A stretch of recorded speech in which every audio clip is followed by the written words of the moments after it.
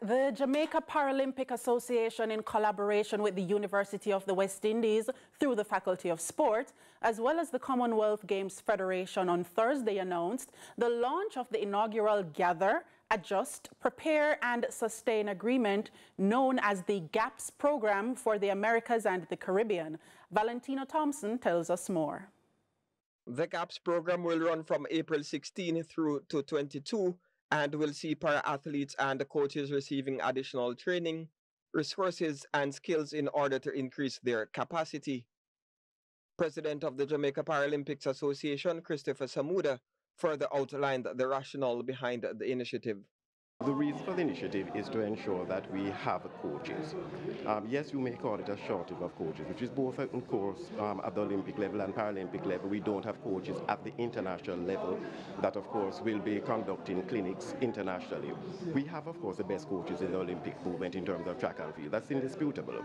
But what we want to do in the Paralympic movement is to build that capacity, a similar capacity, and ensure that we are able to officiate at games. That is an area that we are zoning in, because we need to understand that we are not only good on the field of play, but we have an immense contribution to make in the boardroom. And our referees, officials, and technical officials will be able to make that contribution. One of the strategic objectives of the Jamaica Paralympic Association is to expand the reach of the association from an educational perspective standpoint. By that, we are engaging multiple international federations, like the Commonwealth Games Federation, to partner with our member associations to expand their educational perspective of their association as well as that of GOA. We are strong on capacity building, and we believe that associations such as the CGF, such as the University of the West Indies, are critical pillars and stakeholders in what we are trying to achieve.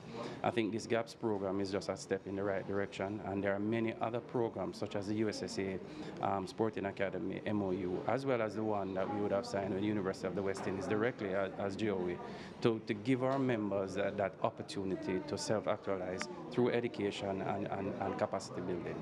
Dr. Akshai Mansingh, Dean of the Faculty of Sports at the University of the West Indies, explained that the initiative has been on the agenda for a number of years. The collaboration has actually been very interesting, because the President of the Jamaica Paralympic Association and President of the Jamaica Olympic Association, Mr. Christopher Samuda, had contacted us a few years ago about this initiative, and then COVID intervened.